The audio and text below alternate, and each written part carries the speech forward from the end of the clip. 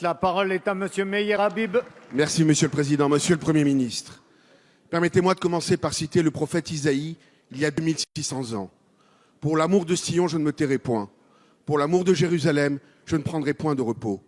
Le 11 mai, ici même, comme le rappelait Claude Goesgen, vous m'exprimez vos regrets après que la France eut voté de manière honteuse une résolution de l'UNESCO niant le lien historique entre le peuple juif et sa capitale, Jérusalem.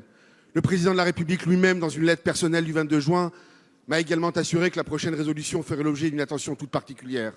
Paroles, paroles, encore des paroles. Le 13 octobre, à la différence de l'Allemagne et du Royaume-Uni, la France est abstenue sur une résolution quasi identique qui islamise les deux sites les plus sacrés du peuple juif à Jérusalem. Le mont du Temple devient mosquée Al-Aqsa, le mur occidental, place Al-Burak. Que l'UNESCO ou l'ONU aient depuis longtemps perverti leur vocation de servir la paix pour se muer en officine antisioniste, c'est hélas acquis, déplorable et incurable.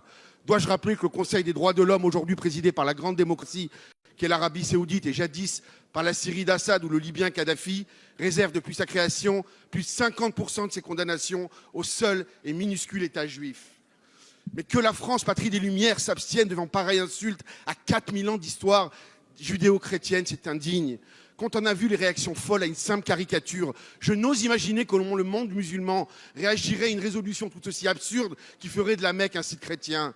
C'est quoi la prochaine étape? Réécrire la Bible avec chaque mention de Jérusalem, remplacée par Al-Quds, temple par mosquée.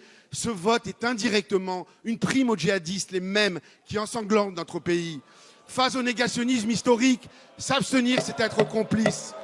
Notre République est bâtie sur une éthique de vérité. Le peuple français est un grand peuple qui ne mérite pas d'être vautré dans l'infamie pour plaire ou tel émirat. Monsieur le Premier ministre, ce n'est pas une erreur. Pourquoi cette soumission face à ce djihad intellectuel et diplomatique des pays arabo-musulmans?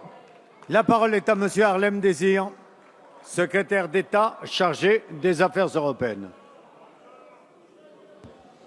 Merci Monsieur le Président, Mesdames et Messieurs le député, Monsieur le député Meyer Habib, je veux vous l'assurer, la politique de la France au Proche-Orient, c'est la recherche inlassable d'une solution négociée entre Israéliens et Palestiniens. Jamais dans le vote de ces résolutions à l'UNESCO, la France n'acceptera que puisse être contestée la présence et l'histoire juive à Jérusalem.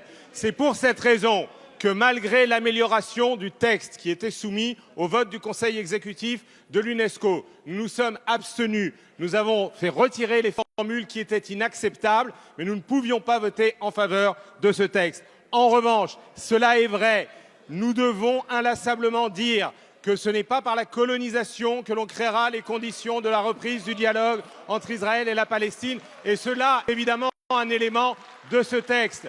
Que c'est dans le respect du statut de la ville de Jérusalem, ville sainte pour les trois religions monothéistes, mais aussi la recherche d'une solution de deux États, d'une solution négociée, d'une solution qui permette la réconciliation, qui permette la sécurité, qui permette aussi la justice pour les Palestiniens, que l'on trouvera l'apaisement dans cette région et que l'on pourra faire en sorte que soient combattus les extrémistes, ceux qui s'opposent à la paix. C'est pourquoi, vous le savez, la France a pris une initiative pour réunir une conférence internationale de paix. C'est pourquoi le ministre des Affaires étrangères a réuni déjà de façon préparatoire l'ensemble des partenaires qui veulent cette conférence de paix. Et c'est pourquoi je crois que la représentation nationale doit soutenir la France dans cette position qui est immuable, qui est intangible, qui va par-delà les alternances politiques et qu'il faudra poursuivre quoi qu'il en soit. Oui, la voie de la France, c'est celle de la réconciliation et de la paix indispensable au Proche-Orient.